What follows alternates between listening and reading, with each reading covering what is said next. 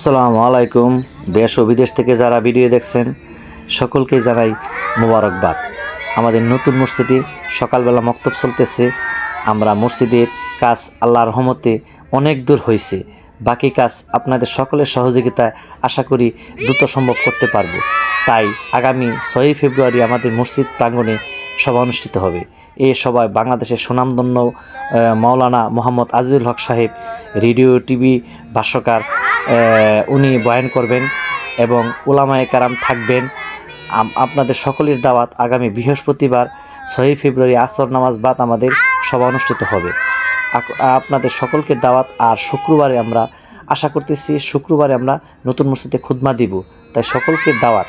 আগামী বৃহস্পতিবার আমাদের সভা অনুষ্ঠিত থাকবেন। আর আমাদের জন্য দোয়া করবেন, মসজিদ যাতে দ্রুত সম্ভব ছাদটুকু করতে পারি। আর আপনাদের জন্য তবারকের ব্যবস্থা আছে, সকলেই আসবেন।